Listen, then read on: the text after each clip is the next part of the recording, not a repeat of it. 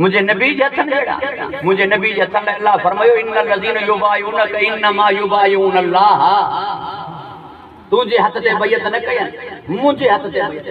तुझा हाथ मुझा हाथ तदे हिनन हथन सा तू अगर कनकरियूं उछलाई ये तो न उछलायूं ये मुंह उछलाई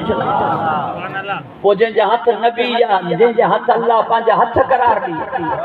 उनी जे हथन जेड़ा के हाथ दींदा हजरत जाबिर इब्न अब्दुल्लाह अल अंसारी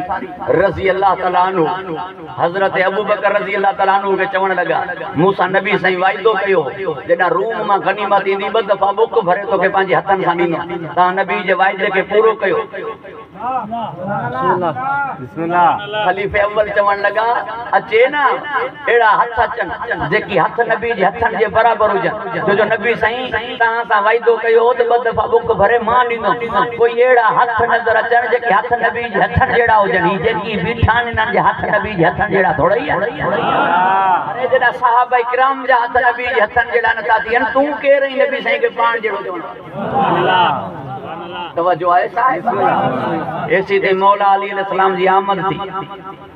खलीफे अव्वल जो रजी अल्लाह तआला अन्हु तो तहां पांजे हथन सा ब दफा बुक भरे दियो जनाब जाबिर इब्न अब्दुल्लाह अल अंसारी के मां पांजे कन्नन सा नबी का बुधो तो तहां जा हाथ नबी फरमायो ए मुजा हाथ अली जा हाथ एक जेड़ा तहां जे हथन के पांजे हथन जे बराबर करार दिनो तदई वरी खलीफा सानी पूरी तवज्जो जो तालिब है रजी अल्लाह तआला अन्हु उन टाइम ते जदा एक शख्स के मौला अली काबे जे तवाफ जे दौरान जमा ठई वो दा खणी आयो हुन वट तालीम के उत्ते मारियो है जिते मच्छर के मारण जायज कोने तो हुन चयो रा आइनुल्लाह ज़रब यदुल्लाह अल्लाह जी अख तो के डिठो अल्लाह जी हाथ तो के आई तवज्जो है ये किताबों भरियो घबराई जी माशाअल्लाह तो पो ये नबी जेड़ा इन्हन जे नबी फरमायो अव्वलुना मोहम्मद औसतुना मोहम्मद आखिरुना मोहम्मद सुभान अल्लाह छाजे करे असा वट इख्तिलाफ कोने नबी साईं जे सिलसिले में असा जे अदे वारन वट इख्तिलाफ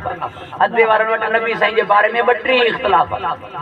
असा वट हिकड़ो भी इख्तिलाफ कोने सुभान अल्लाह उनन में कुछ चवण ता जिंदा है कुछ चवण ता जिंदा कोने कुछ चवण ता नूर है कुछ चवण ता बशर कुछ चवण ता 40 साल का पो नबी थियो कुछ चवण ता इंदे नबी सुभान अल्लाह वो ईद मिलाद नबी मल्हाण जा कायलन कई वरी उनन के कटड़ू चवण ता जेके कायल कोने तवज्जो है साहिब हो गया ना ता कुछ कायल ना है कुछ कायल सुभान अल्लाह हाने एक बे के कटड़ू चवण ता असा निकरी विया